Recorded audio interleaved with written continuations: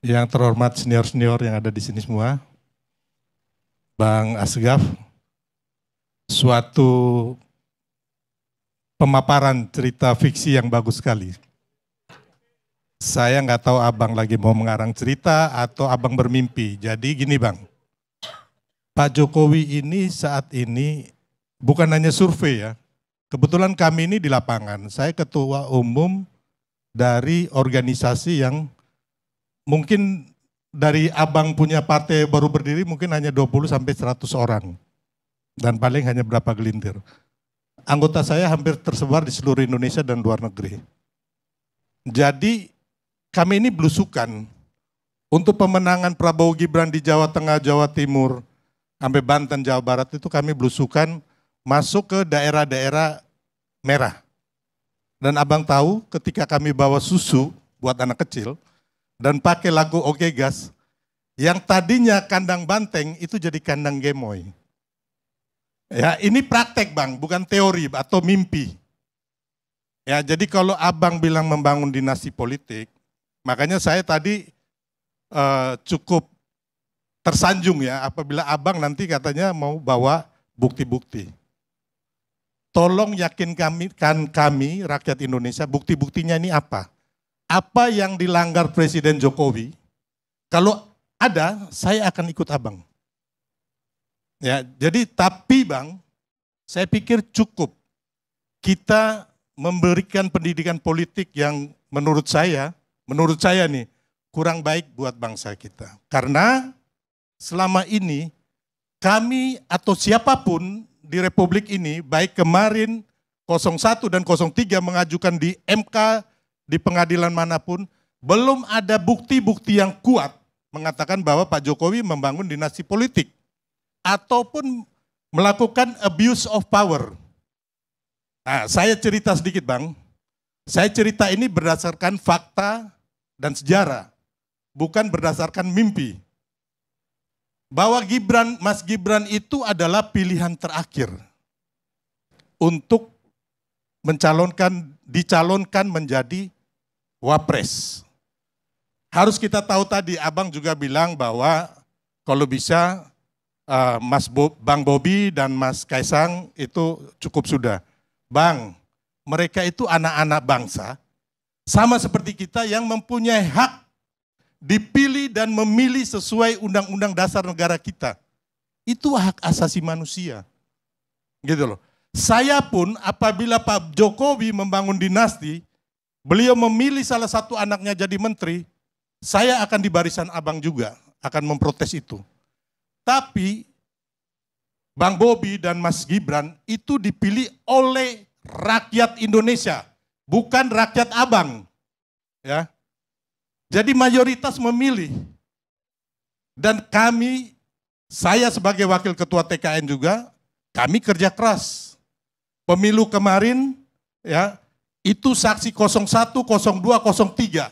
Masing-masing saksi ada. Ada RT, RW, ada KPPS, ada KPUD, ada Pak Lurah, ada camat, polisi dan segala macam. Kalau mau curang itu bang, itu di TPS. Ya, makanya kemarin kekonyolan 01 dan 03 kenapa kalah?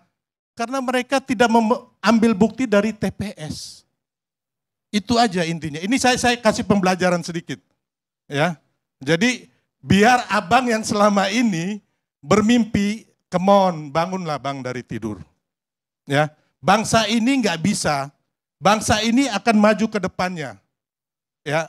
Jadi saya bilang tadi cerita sedikit bahwa Mas Gibran ini waktu itu sebelum ditetapkan jadi mengajukan, itu sekitar hampir setahun lebih bang kalau nggak salah, teman-teman itu sudah mengajukan ya kan untuk pembatalan usia yang di bawah 40 tahun, termasuk PSI ya kalau nggak salah, termasuk Almas, terus ada wali kota Bukit Tinggi, terus ada lagi Wakil Bupati Lampung Selatan, ada lagi Bang Emil Dardak. Jadi ada 21 pihak.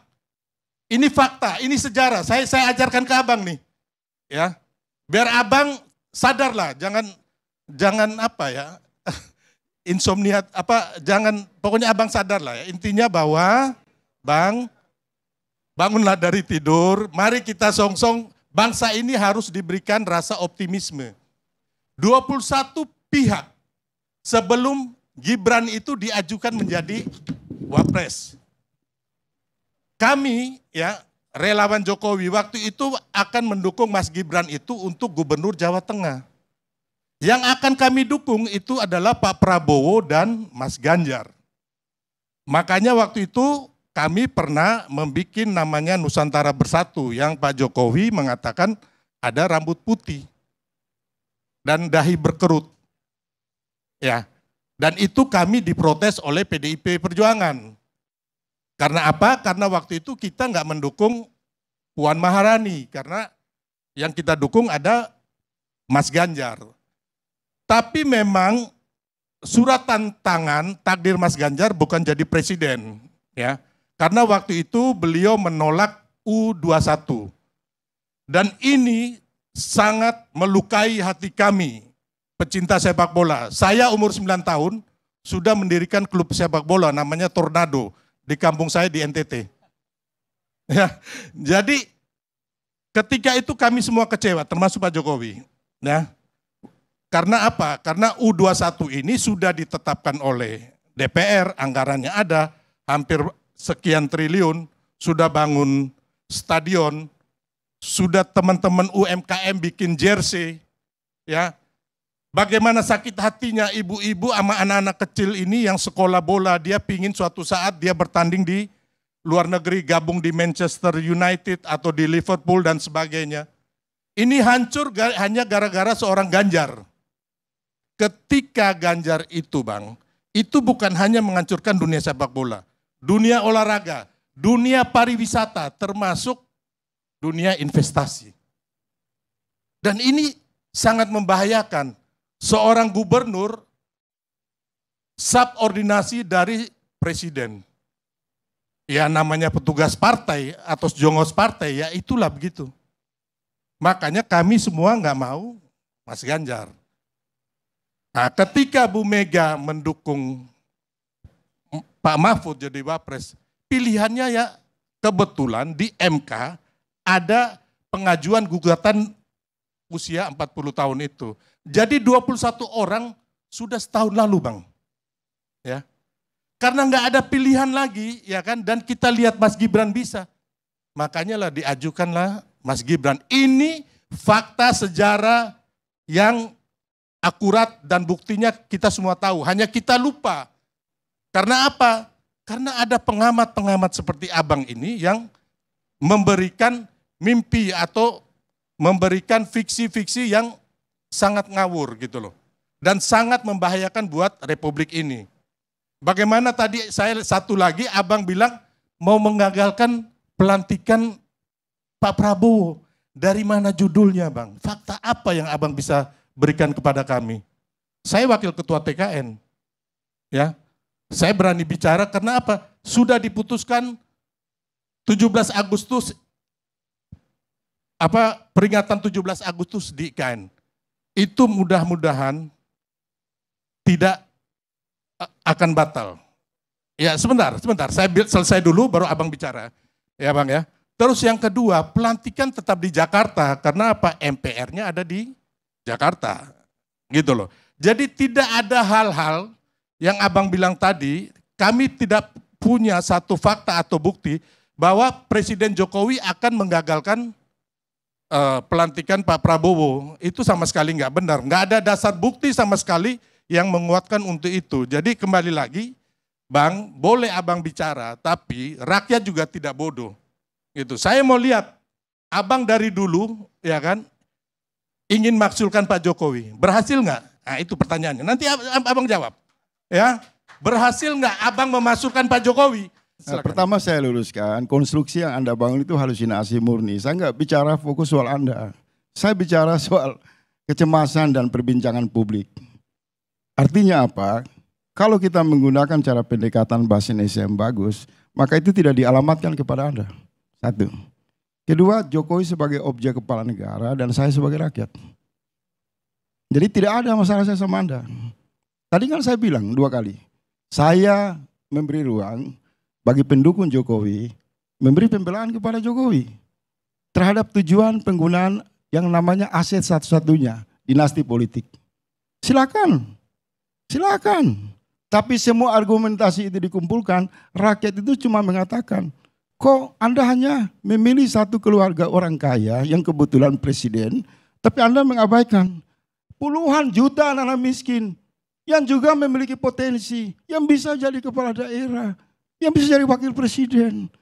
Seolah-olah kenyataan ini dihentikan dan hanya berputar-putar Kaisang, Gibran, dan lain-lain. Ini perbincangan puluhan juta orang. Kalau Anda melawan ini, saya kira kita akan berhenti kemudian menyimpulkan ruang demokrasi tidak lagi mencerdaskan cara berpikir kita. Maka kesimpulan mereka bertiga ini punya hak dipilih nggak, Bang? Oh, sebentar. Iya dong, jawab saya dulu 2 kali memberikan kesempatan bahwa pendukung Jokowi bebas untuk mendukung dinasti politik. Ingat itu, dalam posisi sadar dan tidak bermimpi. Hak itu saya berikan. Yang kedua, kalau ruang demokrasi tidak mengkonstruksikan kemampuan mengedukasi publik benar salah, maka menurut saya usulkan perbincangan menyangkut dinasti politik di rumah sakit jiwa saja. Karena kita tidak ada pilihan baik buruk. Ada satu kelompok yang berkuasa, bapaknya presiden, terus nasib yang dimaksud perubahan itu adalah anaknya, istrinya, iparnya. Ini bangkrut secara moral. Kalau Anda berdiri sebagai relawan perubahan yang berdiri bersama Jokowi, mendukung anak petani, mendukung orang-orang miskin, saya akan bersama Jokowi. Tapi yang didukung itu kan anak presiden. Malu kita, sangat malu. Modal yang diambil itu di pusat sentrum kekuasaan. Orang yang memiliki seluruh fasilitas, yang mengendalikan partai-partai politik. Tidak ada moralitas berdiri di sana secara tegak untuk membela penguasa dengan deal politik seperti itu. Tapi kalau relawan-relawan Jokowi membuat survei, mencari anak-anak petani, anak-anak nelayan, guru-guru, dosen-dosen, orang-orang miskin diperjuangkan di dalam arena pilkada, saya mendukung Jokowi. Baik. Kira-kira seperti itu. Saya kira cukup. Jadi saya menghargai perjuangan kawan-kawan dengan berbagai retorika memoles untuk satu kepentingan keluarga kecil yang berkuasa, Jokowi. Top, lanjutkan. Saya tidak bermimpi. Terima kasih. Gini Bang, jadi intinya siapapun kita sesuai undang-undang saja Bang ya. Kita mau ngomong ya mereka punya hak. Saya tidak untuk protes. Dipilih. Dan Anda begini, kampanyekan saja. Masyarakat pun Jangan di saya enggak protes. masyarakat pun suka ya. Bang Bobi menang di Sumatera di Medan. Mas Gibran juga menang di Solo dan itu suaranya mayoritas Bang. Dan mereka bisa kerja. Mereka tidak korupsi. Apa etika yang dilanggar? Itu aja. Kalau soal itu saya tambah sedikit. Ya. Jangan menafikan dugaan publik, penggunaan fasilitas dengan ugal-ugalan itu namanya korupsi politik. Itu ada faktor kolusi. Fasilitas apa? Abang coba Mau sedikit saya kasih jawab. Saya mengcapture jutaan Silakan. orang yang berbincang di media sosial, bukan saya pribadi. Jangan sebentar. Enggak, sekarang buktinya apa Bang? Abang kan ngomong harus berlandaskan fakta dan bukti. Saya mau kasih bukti. Ya silakan. Kalau dia bukan anak presiden, kalau dia bukan menantu presiden, tidak ada kepatuhan partai-partai politik untuk mengusung mereka. Nah itu ini abang abang masih minim nih dalam berpolitik. Loh, Sorry ya. Itu kenyataan. Begini Bang, politik itu Korupsi ketua itu. partai mau dia mendukung orang yang menang, bukan orang yang kalah. Kalau Bukan kepatuhan Bang. Pak Jokowi abis ini selesai lengser ke Prabon. Yang akan jadi presiden itu Pak Prabowo. Jadi nggak ada hubungannya dengan Pak Jokowi. Partai-partai itu ingin agar yang dia dukung ini menang Bang. Only itu. sebelumnya Pak Jokowi mengatakan didengar semua juta orang, anak-anak saya tidak berambisi politik. Ingat itu. Kemudian dia merevisi. Ya kita doakan sebagai orang tua. Artinya apa? Ada penyelundupan maksud di sana yang namanya korupsi politik. Kemudian jasa, fasilitas, kewenangan, popularitas yang dihasilkan oleh perilaku kekuasaan, mereka panen. Itu korupsi, itu nepotisme. Itu semua orang hampir sama ke sana. Tetapi begini, kita jalan tengahnya. Saya mendukung praktek konsolidasi dinasti politik yang diwariskan kepada relawan-relawan, kepada saudara-saudara saya, Abang Ade Armando, lakukan saja. Bahwa memang aset yang tersisa dari Jokowi di ujung kekuasaan yang ditanya Bang Karni Ilyas, itu adalah jual beli kepentingan anak dan mantu. Selebihnya nggak ada. Mestinya kalau saya pendukung Jokowi, saya ingatkan, Pak, cukup sampai di Gibran. Kalau ada partai politik, usung Kaisang, usung Bobi, jangan Pak. Supaya apa? Bapak tunjukkan ada hak anak-anak cerdas yang sangat banyak yang membutuhkan fasilitas kekuasaan Jokowi untuk mereka masuk dan dibesarkan di ruang demokrasi. Bukan ambisi kepentingan kelompok. Itu dong. Ya intinya gini Bang, kita bernegara ini sesuai undang-undang ya. Siapapun berhak dipilih dan memilih. Yang terpenting Pak Jokowi dan anak-anaknya ini tidak melakukan korupsi dan abuse of power. Waktu Gibran mencalonkan di Solo zaman itu nggak ada perbincangan mengenai politik dinasti, termasuk Bang Bobi di Medan. Nah, baru-baru ini aja mulai lagi, ya kan Abang bilang tadi, ini didaur ulang lagi gitu loh, ketika Pilpres kemarin. Baik, saya kira cukup debatnya.